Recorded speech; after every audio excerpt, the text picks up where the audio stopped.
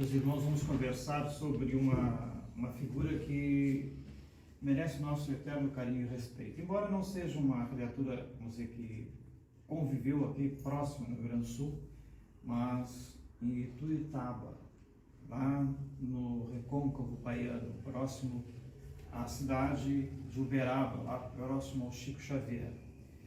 Essa criatura chamava-se Jerônimo Mendonça.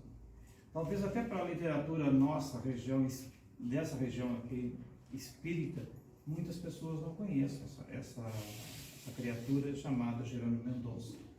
Talvez conheçam pelo apelido que ele recebeu, que era o Gigante Deitado.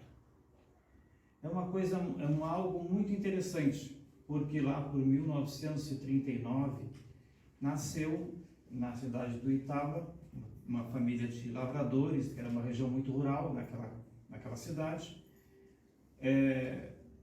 Na verdade, a família teve 10 filhos, meninos e meninas. Mas o Jerônimo Mendonça foi o segundo dessa família muito pobre, com muitas dificuldades financeiras. Tanto que o único que estudou para valer nesse grupo foi o Jerônimo Mendonça, que acabou se tornando professor, inclusive. E teve uma irmã que tirou um curso de enfermagem, mas mais tarde vocês vão entender o porquê que ela se torna uma enfermeira. Jerônimo Mendonça, ele começou, como dizer assim, ele era uma criatura católica, de formação católica, por causa da sociedade daquele modelo, era ser católico. Quando ele estava lá para completar os seus 14 anos, ele faz uma mudança. 14, 15 anos, ele muda radicalmente, ele se torna protestante presbiteriano. 2 anos ele vive naquele ritmo. Jerônimo Mendonça era muito pobre, gente, ele foi ganhar o seu primeiro par de sapato com 15 anos. A primeira roupa, aquela roupa social que o homem usava naquela época, ele ganhou com 16 anos. Então era uma dificuldade muito grande. E a Maria Gertrudes, uma médium, ela é psicógrafa e psicopictográfica, faz pintura mediúnica, que teve em Pelotas, que nos relatou um pouco da história do Jerônimo Mendonça. É conhecido nacionalmente hoje. Se entrar na internet e procurar esse nome, Jerônimo Mendonça, você vai encontrar. É mais fácil botar Gigante Deitado, aparece logo em seguida. Mas aqui no Rio Grande do Sul ele é um pouco desconhecido. Mas vamos ver o porquê que ele é um pouco desconhecido. Jerônimo Mendonça, ele, com seus mais ou menos 15 anos, ele começou a aparecer sintomas de uma doença chamada artrite reumatoide, que vai mutilando, vamos dizer, ela vai destruindo o sistema nervoso, e ela vai tomando conta do corpo, e a pessoa perde total movimento. Com 15 anos para 16 anos, ele foi diz que o avô da Maria Gertrudes foi, a avó da Maria Gertrudes morreu, ia ser sepultado, e ele foi convidado para fazer a prece no túmulo, como era de costume naquela época. Mas a Maria Gertrudes conta que ele já foi de muleta, que ele já não conseguia se movimentar muito de muleta, sem o auxílio da muleta. Mas mesmo assim ele ia. Ao completar 15 anos, morre um avô do Jerônimo Mendonça. E aí um amigo da cidade gostava muito do avô dele, chama o Jerônimo Mendonça e dá para ele um livro espírita, o Livro dos Espíritos. Naquele mesmo momento, ao ler aquele livro, o Jerônimo Mendonça sai da igreja protestante e se torna espírita naquela região, espírita atuante. Porque naquela época existiam muitos espíritas ali, mas eram tratados com um certo... Porque sabe que, por incrível que lá, um protestante ia no centro espírita, um católico ia no centro espírita, naquelas cidades mais pequenininhas. Nas cidades assim como Pedro Leopoldo, era diferente. Lá a a Igreja Católica não tolerava nenhuma religião de outro credo, e muito menos o Espiritismo, que era coisa do demônio. Mas era uma região mais ao norte de Minas Gerais. Naquela região do sul havia essa união. Mas nesse momento ele começa a viajar, a assistir palestras em outras cidades. Inclusive ele, com 15 anos, cria o Centro Espírita Ceareiros de Jesus. Uma coisa muito estranha para aquele momento, um jovem de 15 anos criar um centro espírita. Ele criou um centro espírita. Ele tinha um amigo que era o Chico Xavier. Constantemente, que era uma questão de poucos quilômetros, estava em Uberaba, e ele ia perguntar para o Chico. E o Chico aconselhou ele que criasse o centro espírita. E vários problemas que ele tinha dentro do centro espírita, ele consultava o Chico Xavier. Com 16 anos, o processo começou a se agravar. Ele estava numa reunião, numa exposição, numa cidade próxima a Uberaba, uma cidade chamada Uberlândia. Ele estava lá e o expositor, o palestrante, como queiro, estava falando e se medianizou. E disse assim: eu tenho um aviso para o Tarzan, que o momento de muita dor e muita luta vai começar. O Jerônimo Mendonça, ele era um jovem que ficava na frente do espelho e batia, naquela época do filme do Tarzan, eu sou o Tarzan, mas ninguém sabia, era uma coisa íntima dele. E esse médium também não. E ele tomou aquilo para se preparar porque alguma coisa vinha, e dali começou a piorar a artrite reumatoide. Como naquela época medicamento médico para esse tratamento era muito difícil, e aquilo foi agravando. Ele perdeu os movimentos das pernas. O único movimento que ele não perdeu foi o da boca. A única coisa que disseram os espíritos para ele, que deixaram a boca porque ele tinha que usar ela para divulgar a doutrina espírita. E ele foi atrofiando os órgãos do corpo, ele já não caminhava mais, já andava em cadeira de roda. Agravou-se mais a mais porque ele já não conseguia mais ficar sentado na cadeira, ele tinha que ficar deitado. Então aí ele passa a ficar literalmente numa cama. Ele vai levar os 35 anos restantes da existência dele, ele vai passar basicamente num leito. Mas ele não se deixava baixar a cabeça por causa disso, não. Ele continuava. Nesse meio tempo que ele estava ainda na cadeira de roda, ele cria uma creche espírita em Ituiutaba, que era para as mães que iam trabalhar na roça, deixavam os filhos com ele. E lá surgiu um problema, né? Que conta a Maria Gertrudes, que surgiu um problema, que chegou um casal e trouxe os seus 3 filhos, eram trigêmeos, para ficar durante o dia que estariam trabalhando. Eles ficaram, tinham os amigos que colaboravam e tudo, ficaram com muito medo daquilo ali. Tranquilamente, ele pegou o transporte, que naquela época eram os pés, mas ele pegou uma charrete e foi a Uberaba perguntar ao Chico. E quando o Chico falou, e estava sendo no final da exposição, o Chico chegou perto dele, como tinha o costume de beijar todo mundo, beijou ele 3 vezes. Ele já teve a certeza que ele tinha que ficar com a criança. Mesmo com todas as dificuldades, ele coordenava aquele grupo, trabalhava, eles eram um serviçal para cuidar das crianças, mesmo estando numa cadeira. O processo agravou mais depois, quando ele teve que ir para o leito, né? Mas mesmo assim, ele começou a fazer palestras na cidade de Ituiutaba. Tinha um centro espírita, que foi o avô da Maria Gertrudes criou, por causa que a avó era obsediada, e um médium de Uberlândia curou. E eles criaram, ele voltou para a cidade e criou um centro espírita lá. Depois ele criou um centro espírita e depois outros foram criados. Então ele ia fazer exposição dos centros espíritas. Então o que faziam? Pegavam uma padiola, botavam ele numa padiola, levavam ele até o centro espírita e encostavam ele na parede e amarravam ele com cintas para que ele falasse para o público.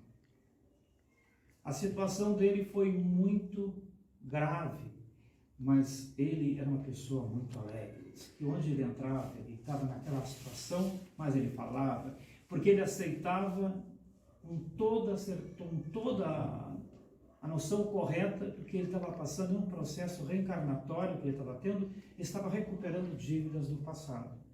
E por isso mesmo ele tratava aquilo como uma grande brincadeira. Então, se nas exposições dele eram assim, que ele fazia a plateia rir. Ele era muito de contar piada, de cantar músicas, aqueles modelos que os mineiros usam sobre a doutrina espírita. E ele era levado. Mas nesse meio tempo, 4 sociedades espíritas no interior de Minas Gerais convocaram, além de convocaram ele. Aí ele saía, aí a irmã dele conseguiu trabalhar e comprar uma Kombi, e botava ele na Kombi e levava ele de Kombi para outras cidades. Então ele viajou do norte de Goiás até todo o Paraná fazendo exposição. E a mãe dele dizia assim: eu tive 10 filhos, 1 aleijado e 9 perfeitos. Mas por incrível que pareça, o aleijado não fica em casa. Os outros estão em casa e o aleijado não. Por que não? Ele saía para divulgar a doutrina espírita, para conversar. Maria Gertrudes conta um fato muito estranho de uma questão mediúnica dele. Um fato de bilocação.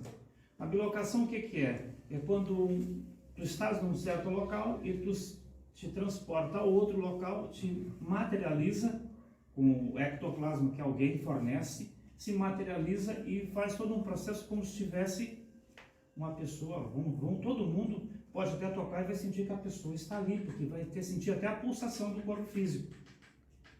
Maria Gertrudes tinha um irmão que trabalhava no Banco do Brasil junto com ela e começou a trabalhar em Ribeirão Preto, São Paulo. E ele veio ver a mãe, esse irmão da Maria Gertrudes veio ver a mãe e depois foi embora. Quando estava passando por Uberlândia, o ônibus foi parado e ele foi preso porque ele não estava com todos os documentos exigidos. E ele foi preso. Aí a Maria Jesus ficou chocada e falou pro nosso amigo Jerônimo que o irmão estava preso, que ela precisava tirar ele. E ele dizia: tu não pode ir até lá, tu não pode fazer isso. Calma, tu não vai fazer isso. Até que em dado momento ela disse assim: não, eu vou lá, eu vou pegar um ônibus, vou lá. Até que ela conseguiu comprar passagem. Levou mais ou menos umas 8, 9 horas para fazer todo esse processo. E mais 3 horas de viagem no ônibus. Naquela época. Hoje é muito mais rápido. Naquela época levava esse tempo todo. E ela chegou lá. Quando ela chegou na rodoviária de Uberlândia, ela desceu do ônibus e encontrou o irmão dela, que estava preso, que estava na rodoviária, tentando voltar para São Paulo, para Ribeirão Preto. E aí ele falou: não, por que tu viesse aqui? O Jerônimo já esteve aqui. O Jerônimo já esteve aqui, foi lá na delegacia e falou com os guardas lá, e os guardas me soltaram. E ele me mandou que eu voltasse o mais rápido possível para São Paulo. A Maria Gertrudes conta que ele era muito de fazer isso, porque às vezes ele estava na cama e às vezes quando tu te tocava ele estava atrás da porta. Esse é um fenômeno de bilocação. Ele, além de ter todo esse problema, além de fazer toda essa luta que ele tinha, vamos dizer, atributos mediúnicos, e a bilocação, que é um caso mais raro, ele tinha. Ele se materializava fora do corpo e as pessoas pensavam que ele estava normal, porque ele ali estava se movimentando. Nós conversando com a Maria Gertrudes, que fez uma pesquisa muito grande, que o nosso amigo, porque ele nunca comentou por que razão ele passava por aquele processo. E aí, eles analisando, né, ele contou para ela que ele tinha tido diversas vidas onde ele tinha sido feito verdadeiros crimes contra a humanidade. E aí, nessa pesquisa que a Gertrudes fez, Vocês sabem, não sei se vocês viram aquele 500 contra os espartanos, os 500 espartanos contra os persas. E ele teria sido o imperador Xerxes, aquele que até o artista brasileiro foi que fez o personagem. E Xerxes, ele fez verdadeiras atrocidades. Ele não tinha prisioneiro, ele mandava exterminar. Os inimigos, ele aleijava. Os traidores, ele cegava. Também ele contando que ele teve uma encarnação em Roma, como o imperador Tibério, que também tinha a mesma prática. Os inimigos, ele aleijava e os traidores, ele cegava. Quando o Jerônimo Mendonça completava 19 anos, a infecção da artrose reumatoide entrava por baixo das unhas. Então, os médicos disseram, a única maneira de parar com essa dor que tu tem, nós temos que arrancar as unhas. E se tu pesquisar na pesquisa histórica, tanto os persas como os romanos, como Tibério, faziam esse processo de, como castigo das pessoas, eles arrancavam a unha das pessoas. Ele, apesar de tudo, ele achava assim que não ia sentir dor nenhuma. E a coisa mais triste que ele sentiu foi que quando ele estava acamado e tinha tirado as unhas, veio um grupo e pediu que ele tocasse o violão e cantasse com ele. Ele disse que a maior tristeza dele foi que ele não tinha mais unha nem os dedos prontos para tocar um violão, mas ele tinha a voz para cantar. Então ele cantou com todo mundo. Era uma criatura acima da média. Isso aí dizia, eu estou em recuperação de provas do passado. Mas ele nunca contou a ninguém o que realmente tinha passado. Ele deixou isso com uma certa... As pesquisas que foram feitas do que ele dizia é que ele teria sido... Como todos nós estamos aqui, não é uma questão que nós... O que passamos, as consequências do que temos, não é nada mais, nada menos do que erros do passado. Estamos recuperando, gente. Essa é a proposta que estamos aqui. Hoje, se eu vou chorar pela dor que me destrói, mas tenho que pensar, será que ela destrói por quê? Será que não há maneira de, como Chico Xavier dizia, a dor é o melhor meio de se arrepender? A gente não pode mudar o passado, mas pode mudar o presente e o futuro. No filme dele fala muito dessa expressão dele. Então é aquela história, o passado nos causa o quê? Uma comoção, e nós temos que sofrer a dor, muitas vezes terrível, para poder despertar para essa realidade. E muitos às vezes sofrem dores terríveis, mas não... Aparentemente eles não despertam para essa realidade neste momento. O nosso amigo Jerônimo Mendonça, o gigante deitado, ele passou todo o resto da vida, quando ele morre com 50 anos, viajando por todas essas regiões, fazendo exposições, cantando e falando. Com 25 anos, ele ficou cego. Tiveram que tirar os olhos dele, porque os olhos estavam causando infecções no organismo que poderia levar ele ao óbito. Então, tiraram os olhos. Gente, lembramos o Tibério tirando os olhos dos traidores? Toda aquela estrutura, tudo que ele estava passando, ele sabia, era uma consequência do passado. Mas ele não perdia a alegria. Ele saía a viajar. Então, ele começou, uma amiga dele veio e trouxe para ele, naquela época, uns óculos Ray-Ban, de São Paulo, trouxe para ele, para que ele não aparecesse. Ele diz assim, mas eu estou enxergando, o meu espírito está enxergando. Ele sempre era alegre, motivado. Em tudo que podia parecer triste, ele tinha uma questão de alegria, de felicidade. Era um exemplo. E ele passa esse processo todo, mas sempre viajando. Eu, quando tinha uns 17 anos, eu assisti, tinha um programa na Rede Bandeirante, que passava, até já o apresentador já é morto há um bom tempo, e chegaram num carro, uma Kombi, e trouxeram o Jerônimo Mendonça, que falou no programa desse apresentador. Simplesmente ele colocou ali alegria, felicidade. E até eu lembro que o apresentador perguntou, mas o senhor está feliz com toda essa dor que o senhor está sofrendo? E ele disse, isso aí não são dores, são consequências de atitudes. Se nós pensarmos um pouco mais, nós não praticaremos essas atitudes. Então aquela pequena frase que ele comentou ali, aquilo ficou na minha cabeça sobre a questão das atitudes. Anos mais tarde, nós tivemos o prazer de conhecer a Maria Gertrudes, quando ela fez uma sessão de psicopictografia aqui em Pelotas, na Liga Espírita Pelotense. Aí nós conversamos com ela, nós tínhamos um programa de rádio e entrevistamos ela, inclusive, no programa de rádio. E ela nos contou essa história do Jerônimo Mendonça.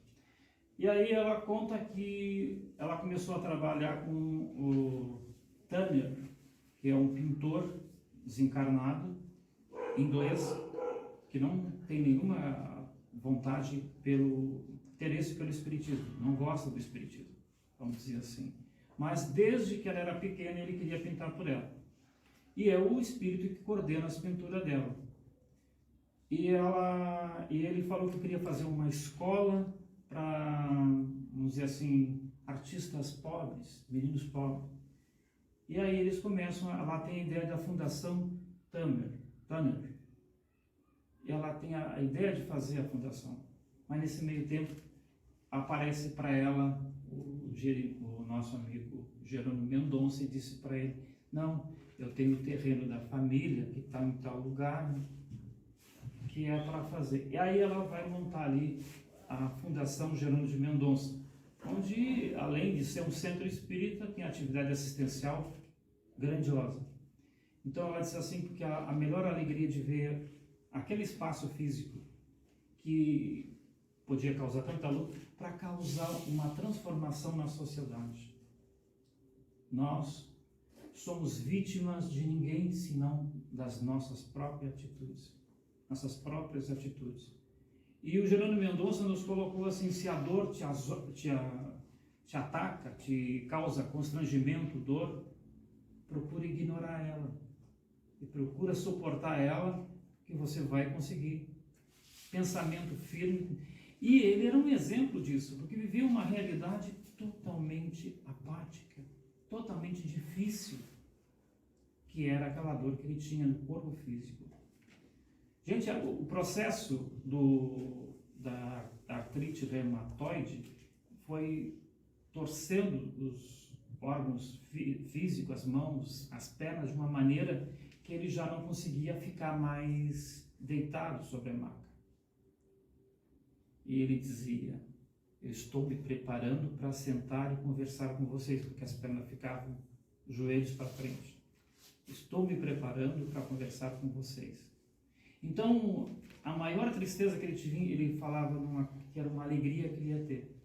Então, muitas vezes eu fico pensando, às vezes eu sinto uma dor, uma angústia, uma tristeza de alguma coisa, e acho que o mundo está acabado, está difícil. Não. Irmãos, como o caso do nosso amigo Jerônimo Mendonça, tiveram uma existência muito pior e superaram ela. E nós temos que aprender a superar com alegria, com vontade, com respeito. Por mais que pareça destruidora aquela situação, isso passa. Nós não somos vítimas de ninguém, senão de nós mesmos. Se hoje a dor me assola, pode contar que alguma coisa no passado eu fiz. Hoje o Jefferson vem fazer exposição. E eu não estava muito bem hoje, porque eu estava com crise de labirinto. Mas aí comecei a me lembrar da história do Jerônimo Mendonça. Se fosse o Jerônimo Mendonça, ele viria de qualquer maneira. E agora a crise, eu não sinto nenhuma tonteira, nada, passou. Então é aquela coisa, na vida a gente tem que aprender a enfrentar a situação. Com um sorriso aberto, com alegria. Lágrima é uma coisa que mostra que nós ainda estamos longe do progresso que a situação está nos impondo. Então temos que sorrir, temos que lutar, temos que nos transformar. E um exemplo com Jerônimo Mendonça para o Espiritismo no Brasil foi que ele mostrou que não precisa a pessoa estar 100% habilitada fisicamente para ser um bom trabalhador. O trabalhador com Cristo não é aquele trabalhador que é feito numa escola, numa universidade. O trabalhador com Cristo é aquele que é feito com a vontade de querer mudar, de querer transformar, de querer usar o seu pouco espaço para que o mundo mude.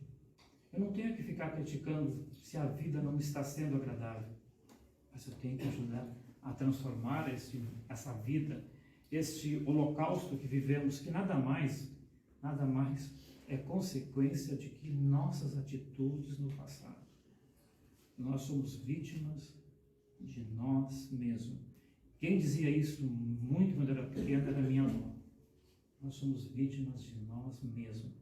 E realmente, ela não era uma espírita convicta, ela era uma protestante, mas ela dizia uma coisa que realmente me tocava muito, que realmente a gente é vítima dos nossos erros do passado. E temos que agradecer a Deus se hoje eu choro, se hoje eu me angustio. Mas isso, nós temos, como dizia o Chico Xavier, vocês têm que ter na mente que isso passa. Porque se a lágrima hoje me corre o rosto, amanhã ela não vai correr mais. Porque passou. No momento que nós colocamos na nossa mente que tudo passa, não vamos nos angustiar com nada e vamos transpor essa situação. Essa era a mensagem que eu trago para vocês hoje, de uma criatura fantástica, que eu conheci só num vídeo, e que morreu em 1989, e que na 50 anos de passagem pela Terra, ele recuperou como ele coloca nas psicografias de hoje, ele recuperou uma dívida milenar. Porque nós temos que pagar 100%. Nós temos uma dívida de 100%, mas Deus é muito bom conosco, porque Ele faz só nos cobrar 10% dela. Se nós tivermos que passar 10%, aí eu fiquei pensando assim, poxa, se ele teve que passar por tudo isso, imagina a dívida que ele tinha. Quando a gente começa a pesquisar a vida dele, as possíveis reencarnações, a gente fica, poxa, mas ele... E eu? Será que eu não fiz isso também? Será que eu não fiz coisas piores ainda? Mas isso não compete o medo, isso passa. Muito obrigado pela oportunidade, que tudo na vida passa. Essa é uma regra básica, tudo passa. Assim seja.